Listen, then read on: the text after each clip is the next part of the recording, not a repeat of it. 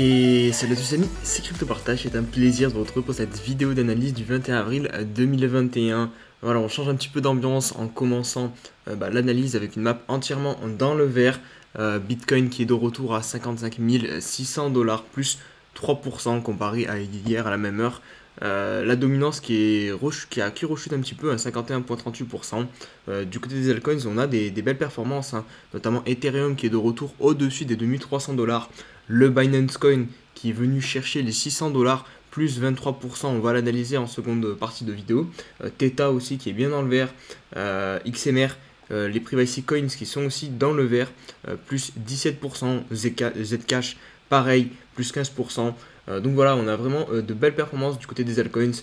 Et on a seulement le Dogecoin qui fait vraiment tout à l'inverse et qui a peut-être potentiellement enfin trouvé un top à son bull run et qui va peut-être maintenant corriger, donc 0,33 dollars moins 15% pour le Dogecoin. Un grand merci à tous ceux qui like et commentent tous les jours au quotidien, ça me donne déjà de la force et surtout ça fait grandir la chaîne. Donc voilà, on approche grandement des 10 000 abonnés maintenant. Et à cette occasion, voilà, je vous prépare des choses sympathiques pour ces 10 000 abonnés, notamment des NFT. J'espère que vous répondrez présent. Voilà, c'est un abonné, vraiment un passionné qui fait ça. Allez suivre son compte professionnel, donc c'est Scial. Vraiment, il fait du bon boulot. Et il bosse actuellement sur les NFT qui seront disponibles aux 10 000 abonnés pour la chaîne YouTube. Alors, je voulais débuter cette vidéo par parler de shitcoin en fait. Et tout ce que ça va engendrer sur le marché, notamment en ligne de mire, j'ai le Dogecoin et le SafeMoon. Alors, le SafeMoon, qu'est-ce que c'est? C'est un projet qui capitalise maintenant 7 milliards de dollars. C'est énorme et pour moi, vraiment, c'est un Ponzi. Puisque c'est basé sur le fait que vous, du coup, par exemple, vous achetez leur crypto et vous gagnez un intérêt de 10% si vous ne la vendez pas. Et si vous la vendez, ils vous retirent moins 10% sur vos bénéfices ou quelque chose comme ça. Enfin bref, vraiment, ça ressemble à 100% à un Ponzi. Fondamentalement, il n'y a pas grand-chose derrière. Donc voilà, je sais que je vais me faire taper en commentaire parce que je dis ce genre de choses et parce que voilà, les personnes qui sont dans des Ponzi sont hyper virulentes et elles défendent vraiment corps et âme leur projet. C'est une caractéristique des personnes qui sont dans un Ponzi. Mais voilà, pour moi, ça ne vaut rien. Enfin, ouais, je suis désolé, vraiment, ça vaut rien. Vous comparez ça à des projets comme Ethereum, comme Tezos, comme Solana, je sais pas, mais que la plupart des projets crypto, vous voyez bien qu'il y a une différence entre ces deux projets crypto, et ce projet crypto vaut 7 milliards de dollars. Enfin, les autres trucs, il y a des vraies équipes derrière, il y a des développeurs, il y a des partenariats avec des vraies entreprises. Ça, je sais pas enfin, il n'y a rien. C'est juste un Ponzi. Et il y a juste de la spéculation en fait derrière. Et le Dogecoin, c'est la même chose. C'est de la pure spéculation. Et vraiment, ça, je pense que ça nuit au marché crypto et les institutionnels n'aiment pas ça. Et ça peut être une des raisons qui explique un peu le crash qu'on a actuellement, notamment avec le Bitcoin voilà, qui est retourné sur les 50 000 dollars, même si pour moi ce n'est pas la seule raison. Voilà, le marché est en surchauffe depuis un petit moment, on le sait, donc il faut corriger. Mais vraiment, ça, personnellement, c'est pas le genre de choses que j'aime voir sur les crypto-monnaies. Voilà, je sais que certaines personnes ne vont pas partager mon avis, notamment celles qui défendent le SafeMoon.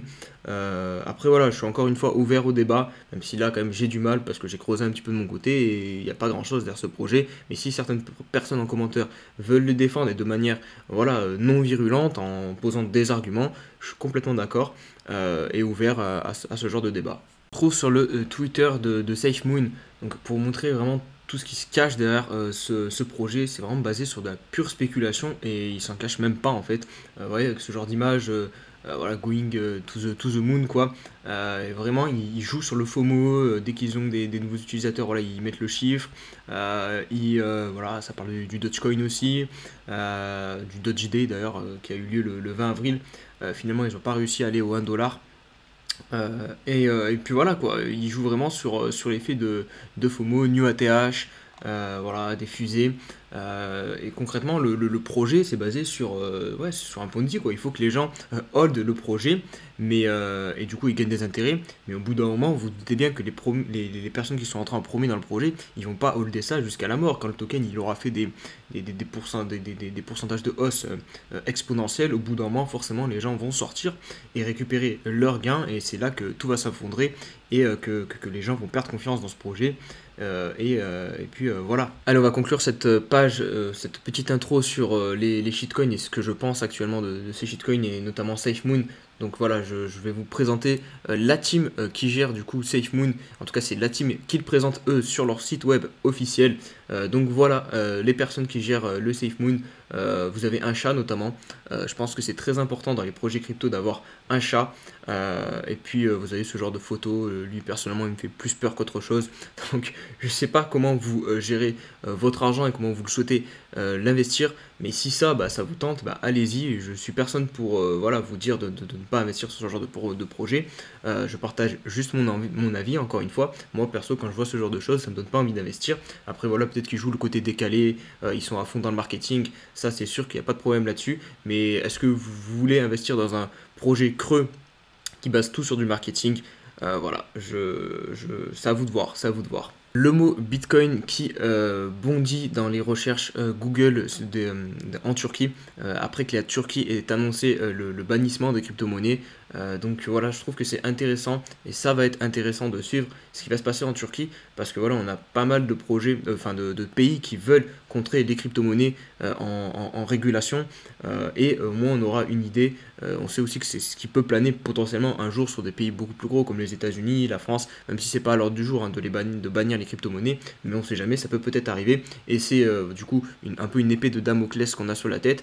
Et là du coup au moins avec des pays comme ça, on peut constater comment la population va réagir, si elle va aller à l'encontre des mesures prises par le gouvernement et si le gouvernement va réussir à stopper, à trouver des failles en fait pour piéger leurs citoyens et les empêcher réellement d'acheter des crypto-monnaies. Panda qui ajoute à son offre des actions et des ETF, donc vous pouvez investir directement à partir de 1€ sur des actions, notamment Tesla ou encore Apple ou Amazon, à partir d'un site qui est 100% européen et avec la certification PSAN, une certification délivrée par l'autorité des marchés financiers, l'AMF. Donc voilà, n'hésitez pas, je vais vous mettre en commentaire un petit lien, un petit référal, donc vous allez bénéficier de 10€ pour 25€ déposés, et moi aussi je gagnerai 10€, donc voilà, ça soutient la chaîne. Et puis personnellement j'ai des liquidités sur ce site, franchement il est bien fait. Vous avez aussi une carte crypto avec du cashback disponible, vous pouvez aussi vous mettre un système d'épargne qui vous permet d'investir, notamment par exemple sur Bitcoin toutes les semaines, faire un DCA. Donc vraiment un site bien fait. Voilà, il est européen, donc n'hésitez pas, j'ai aucun partenariat avec eux. Voilà, je dis juste ça parce que voilà, le site est intéressant et qu'ils intègrent du coup les actions. Le projet Tezos qui continue de grandir et enchaîne les partenariats, notamment avec des entreprises françaises, et c'est ça qui est très intéressant. Tezos c'est un projet français et voilà, il continue de grandir à travers des entreprises françaises. Donc là c'est Ubisoft, le géant du jeu vidéo, qui devient validateur du projet Tezos. Donc il rejoint au même titre donc, le groupe EDF et sa filiale Exaion. Voilà, Tezos qui est basé sur un mécanisme de liquide Proof of Stake qui continue de grandir. Donc Ubisoft qui nous dit aussi j'ai envie de dire un petit peu le traditionnel blabla pour les nouveaux qui rentrent dans la crypto-monnaie, que le futur du jeu vidéo pour le coup, parce que c'est le marché d'Ubisoft se jouera avec la blockchain. Et voilà, donc Tezos qui continue de grandir, c'est super. Projet français. À noter notamment que il y a aussi la Société Générale avec sa filiale Forge qui s'est associée au projet Tezos pour notamment développer un security token, et aussi le groupe Casino qui s'est aussi associé avec Tezos. Allez, on se retrouve pour l'analyse du Bitcoin. On va débuter en H4. C'est pas forcément très beau ce que je constate. De toute façon, vous le savez, j'ai un biais qui est pour l'instant plutôt baissier sur du court moyen terme sur le Bitcoin. Parce que voilà, ce que je vois en weekly et en mensuel, bah, ça me fait plutôt peur. Donc voilà, ça va plutôt impacter mes analyses. Donc là, pareil, hein, regardez, normalement, on aurait dû faire un W. Là, vous avez le premier creux, hop, et le deuxième. Et normalement, il aurait dû monter jusqu'ici, jusqu'à la ligne de coup. Et ben, vous voyez, hop, on n'a pas réussi à monter jusqu'ici. Finalement, on corrige avant. On a la EMA 21, pareil, qui nous bloque un petit peu. On tape dessus et on est en train de corriger. Donc là, on peut constater aussi rapidement, voilà, hop, une espèce de triangle de compression.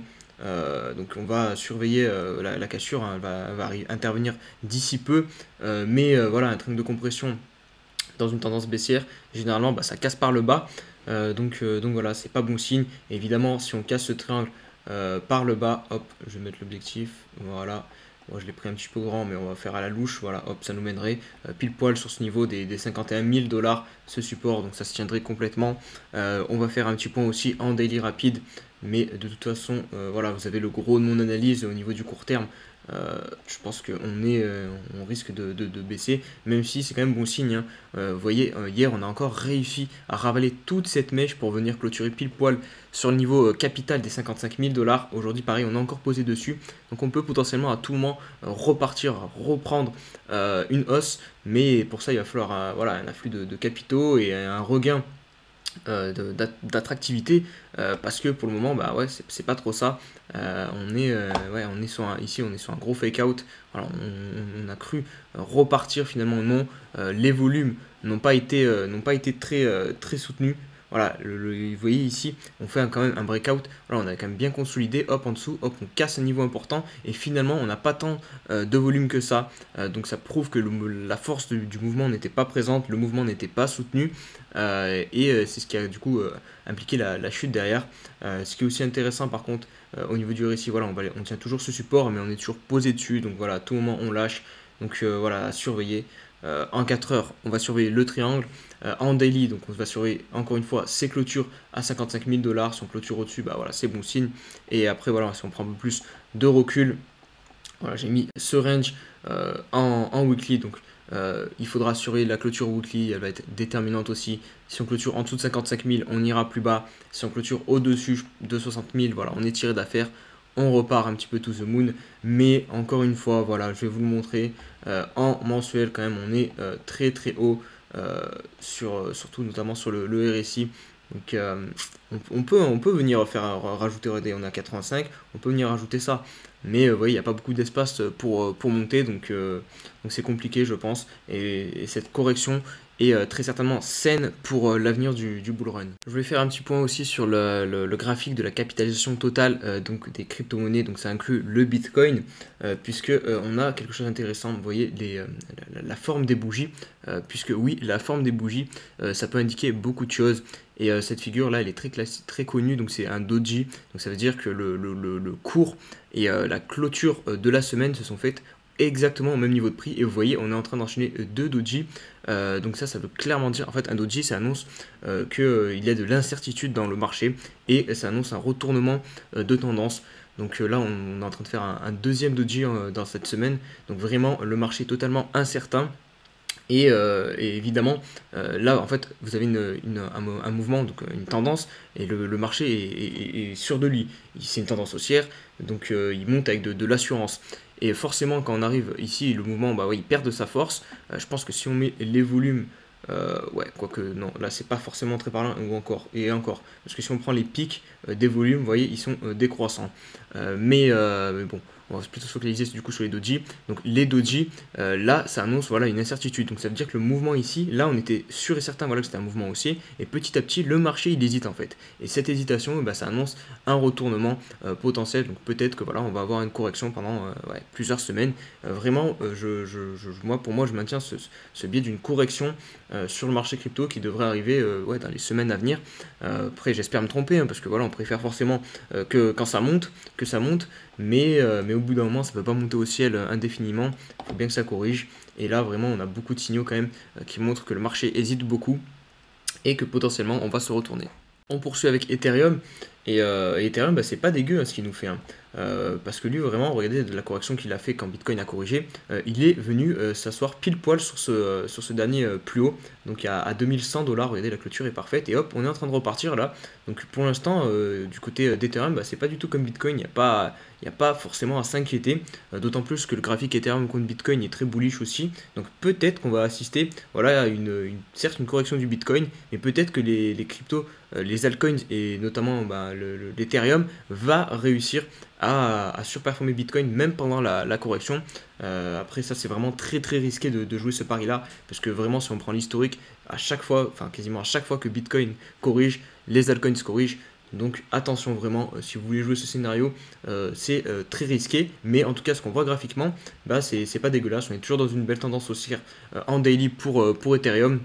Voilà, on sort de ce double creux ascendant et on pourrait voilà, venir pousser et refaire un plus haut sur les terres. On voit au niveau du RSI, on a de la marge aussi, donc pourquoi pas. Voilà, je pense qu'il va falloir aussi être beaucoup plus sélectif sur les altcoins où on va choisir de se positionner et notamment bah, surveiller ce genre de signaux. Sur RIF, malheureusement, on vient de casser le triangle ascendant à la baisse, un triangle quand même qui durait depuis assez longtemps, début février. Donc là, il va falloir surveiller. En plus, regardez, on fait des pullbacks parfaits sur l'oblique qu'on a cassé. Donc vraiment, ça, c'est pas bon signe. Au niveau du MACD, on a aussi croisé BR. Donc voilà, je suis pas très bullish sur RIF. Désolé si vous êtes dessus. Ce serait peut-être pas déconnant de vendre si on revient toucher l'oblique, si on refait un petit pullback dessus ou même peut-être ici. Après, encore une fois, ça dépend de votre plan. Attention, ne vendez pas parce que voilà, si ça pump, vendez pas parce que je l'ai dit quoi. Parce que si derrière ça pump, vous allez vous en vouloir. Prenez votre décision en fonction de votre avis. Vous voyez, pareil aussi, on est en dessous des moyennes mobiles, que ce soit la MA20 ou la MA50. Donc ouais, je suis pas très boule pour RIF. Allez, on va poursuivre avec le Binance Coin qui est tout proche de faire un nouvel ATH. Donc c'est vraiment une performance à remarquer dans la situation actuelle du marché avec un Bitcoin totalement incertain. C'est vraiment pas mal fort. Je vais mettre un petit Fibo rapidement pour voir jusqu'où est venue la correction, ça peut être intéressant. Hop, voilà, on est venu pile poil sur les 0,38, donc ça c'est vraiment magnifique, hein. On a épousé les 0,38 de Fibonacci, et derrière on repart, on voit qu'aussi on a touché pile poil la MA21, nous a servi de support, donc vraiment graphiquement c'est top. Maintenant il va falloir quand même se méfier, vu la situation de marché qui est quand même pas mal incertaine, qu'on fasse pas un M, un double top, regardez, hop, parce que pour l'instant on est vraiment pile au même niveau de l'ancienne clôture. La plus haute, la mèche n'est pas allée, n'a pas fait un nouveau point au-dessus, un nouvel ATH. Donc ça, c'est quand même, attention vraiment, j'ai très peur qu'on fasse cette figure, hein, qu'on fasse un M sur le Binance Coin. Après voilà, c'est peut-être moi qui suis un petit peu trop pessimiste en ce moment, mais surtout évitez de vous positionner là, en tout cas vraiment pour les débutants. Là, on est vraiment sous grosse résistance. Voilà, en plus de ça, le marché est incertain, donc vraiment, ça serait une très mauvaise idée de se positionner ici. Pourquoi pas prendre des bénéfices hein, pour ceux qui sont rentrés beaucoup plus bas et qui hésitaient. Pourquoi pas? Là, ça serait peut-être une opportunité avant une plus grosse correction de se payer avec un BNB à 600 $. Après, voilà, on reste dans une tendance haussière. Si on prend même le weekly, ça reste très bull. Vous voyez, le RSI monte bien tranquillement au niveau de cette trend, même si ici on a fait quand même, on a une grosse divergence, hein. Vous voyez, hop, ici on a un point haut du RSI, ici un autre point haut, et le cours, en fait, je vais vous le matérialiser, le RSI descend, mais vous avez le cours qui lui continue de monter, donc ça c'est une divergence. Et c'est pas bon signe, ça annonce un retournement de tendance, un cours qui va baisser du coup, mais sinon on tient quand même ce support sur le niveau du RSI, donc voilà. Mais voilà, en tout cas il ne faut pas se positionner ici, c'est risqué. On va suivre ça évidemment dans les prochains jours, voir s'il réussit à nous faire un nouvel ATH. Mais vraiment, le scénario du M là en daily, pour moi, il plane beaucoup sur nos têtes. Et on va conclure la vidéo par une petite analyse du SIL. Voilà, très rapide, il n'y a pas beaucoup d'historique, mais vous m'avez demandé en commentaire que je fasse un petit point sur le SIL. Et pour toutes les personnes voilà, qui ne sont pas encore au courant, bah oui, le SIL a été listé sur Probit et il a déjà fait plus d'un x4, vous voyez, 0,012 $ son prix actuel. Cependant, là, vous voyez, on est en train de buter sur cette résistance. Là, on est contre le Bitcoin en Satoshi. Donc à 23 864 Satoshi, on est en train de buter dessus. Donc attention, peut-être une fin de cette tendance haussière qui était plutôt propre, hein. Vous voyez, on montait, hop, on corrigeait, on montait en escalier. Ou alors c'est juste une petite phase de conso avant de péter plus haut. Mais voilà, en tout cas, le SIL, ça fait du bien. Ça permet de soulager un petit peu les portefeuilles qui ont souffert. Pour tous ceux qui avaient participé à l'ICO, que j'avais pas mal promu aussi sur la chaîne. Voilà, vous êtes sur un joli x4. pourquoi pas retirer un petit peu de bénéfices, hein. Honnêtement, je vous le dis, là on est sous résistance, ça peut être un très bon moment pour retirer un petit peu de SEAL. Après, encore une fois, ça dépend de vos objectifs. Si vous êtes fixé par exemple de faire un x10 sur le SEAL quand vous êtes rentré, bah, vous pouvez le tenter, vous pouvez holder à plus long terme. Encore une fois, suivez votre plan. Voilà les amis, j'espère que cette vidéo vous a plu. Bah, si c'est le cas, bah, comme d'habitude, n'hésitez pas à mettre un petit pouce bleu et à commenter. Et on se dit à demain pour une nouvelle vidéo. Allez, ciao, ciao.